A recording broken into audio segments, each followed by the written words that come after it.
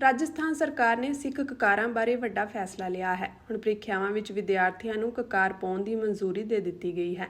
ਸਿੱਖ 5 ਕਕਾਰਾਂ ਨੂੰ ਧਾਰਨ ਕਰਕੇ ਪ੍ਰੀਖਿਆਵਾਂ ਦੇ ਸਕਣਗੇ। ਸਿੱਖ ਵਿਦਿਆਰਥੀ ਕੜਾ ਤੇ ਕਿਰਪਾਨ ਪਾ ਕੇ ਪ੍ਰੀਖਿਆ ਵਿੱਚ ਬੈਠ ਸਕਣਗੇ। ਦੱਸ ਦਈਏ ਕਿ ਜੈਪੁਰ ਦੀ ਇੱਕ ਨਿੱਜੀ ਯੂਨੀਵਰਸਿਟੀ ਵਿੱਚ ਸਿੱਖ ਵਿਦਿਆਰਥਣ ਨੂੰ ਪੇਪਰ ਦੇਣ ਤੋਂ ਰੋਕਿਆ ਗਿਆ ਸੀ। ਅੰਮ੍ਰਿਤਧਾਰੀ ਕੁੜੀ ਨਾਲ ਹੋਏ ਵਤੀਰੇ ਤੇ ਸ਼੍ਰੋਮਣੀ ਗੁਰਦੁਆਰਾ ਪ੍ਰਬੰਧਕ ਕਮੇਟੀ ਨੇ ਇਤਰਾਜ਼ ਪ੍ਰਗਟਾਇਆ ਸੀ। ਇਸ ਸੰਬੰਧੀ ਐਡਵੋਕੇਟ ਕੁਲਦੀਪ ਸਿੰਘ ਧਾਲੀਵਾਲ ਵੱਲੋਂ ਜਾਣਕਾਰੀ ਸਾਂਝੀ ਕੀਤੀ ਗਈ ਹੈ, ਜਿਸ ਵਿੱਚ ਉਹਨਾਂ ਦੱਸਿਆ ਕਿ ਰਾਜਸਥਾਨ ਦੀ ਭਾਰਤੀ ਜਨਤਾ ਪਾਰਟੀ ਦੀ ਸਰਕਾਰ ਨੇ ਨੋਟੀਫਿਕੇਸ਼ਨ ਜਾਰੀ ਕਰਕੇ ਪ੍ਰੀਖਿਆਵਾਂ ਵਿੱਚ 5 ਕਕਾਰਾਂ ਨਾਲ ਸਿੱਖਾਂ ਨੂੰ ਸਨਮਾਨ ਸਹਿਤ ਪ੍ਰੀਖਿਆਵਾਂ ਦੇਣ ਦੀ ਸਹੂਲਤ ਪ੍ਰਦਾਨ ਕਰ ਦਿੱਤੀ ਹੈ।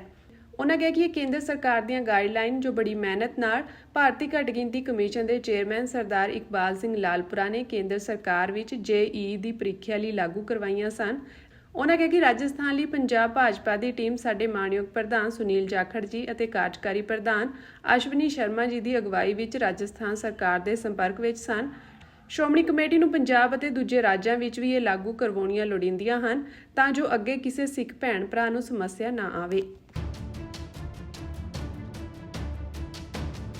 ਰਾਜਸਥਾਨ ਸਰਕਾਰ ਨੇ ਸਿੱਖ ਕਕਾਰਾਂ ਬਾਰੇ ਵੱਡਾ ਫੈਸਲਾ ਲਿਆ ਹੈ। ਹੁਣ ਪ੍ਰੀਖਿਆਵਾਂ ਵਿੱਚ ਵਿਦਿਆਰਥੀਆਂ ਨੂੰ ਕਕਾਰ ਪਾਉਣ ਦੀ ਮਨਜ਼ੂਰੀ ਦੇ ਦਿੱਤੀ ਗਈ ਹੈ।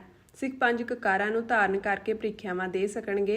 ਸਿੱਖ ਵਿਦਿਆਰਥੀ ਕੜਾ ਤੇ ਕਿਰਪਾਨ ਪਾ ਕੇ ਪ੍ਰੀਖਿਆ ਵਿੱਚ ਬੈਠ ਸਕਣਗੇ। ਦੱਸ ਦਈਏ ਕਿ ਜੈਪੁਰ ਦੀ ਇੱਕ ਨਿੱਜੀ ਯੂਨੀਵਰਸਿਟੀ ਵਿੱਚ ਸਿੱਖ ਵਿਦਿਆਰਥਣ ਨੂੰ ਪੇਪਰ ਦੇਣ ਤੋਂ ਰੋਕਿਆ ਗਿਆ ਸੀ।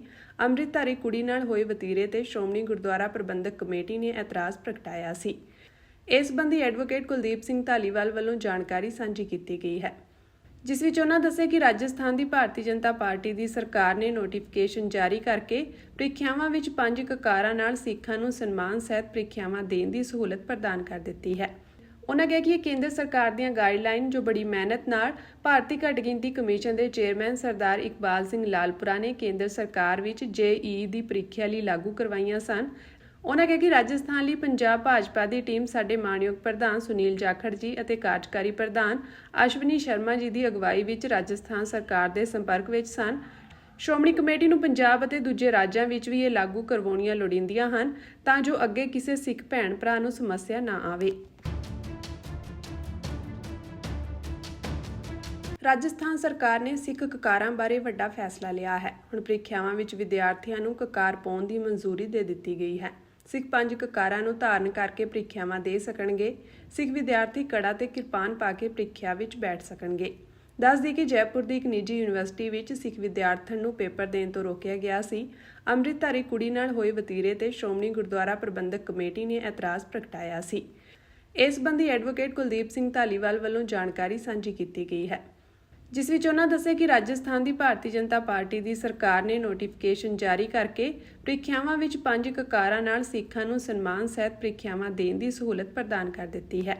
ਉਹਨਾਂ ਕਿਹਾ ਕਿ ਇਹ ਕੇਂਦਰ ਸਰਕਾਰ ਦੀਆਂ ਗਾਈਡਲਾਈਨ ਜੋ ਬੜੀ ਮਿਹਨਤ ਨਾਲ ਭਾਰਤੀ ਘੱਟ ਗਿਣਤੀ ਕਮਿਸ਼ਨ ਦੇ ਚੇਅਰਮੈਨ ਸਰਦਾਰ ਇਕਬਾਲ ਸਿੰਘ ਲਾਲਪੁਰਾ ਨੇ ਕੇਂਦਰ ਸਰਕਾਰ ਵਿੱਚ JEE ਦੀ ਪ੍ਰੀਖਿਆ ਲਈ ਲਾਗੂ ਕਰਵਾਈਆਂ ਸਨ।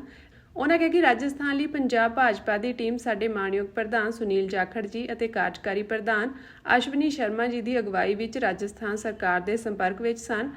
ਸ਼੍ਰੋਮਣੀ ਕਮੇਟੀ ਨੂੰ ਪੰਜਾਬ ਅਤੇ ਦੂਜੇ ਰਾਜਾਂ ਵਿੱਚ ਵੀ ਇਹ ਲਾਗੂ ਕਰਵਾਉਣੀਆਂ ਲੋੜੀਂਦੀਆਂ ਹਨ ਤਾਂ ਜੋ ਅੱਗੇ ਕਿਸੇ ਸਿੱਖ ਭੈਣ ਭਰਾ ਨੂੰ ਸਮੱਸਿਆ ਨਾ ਆਵੇ।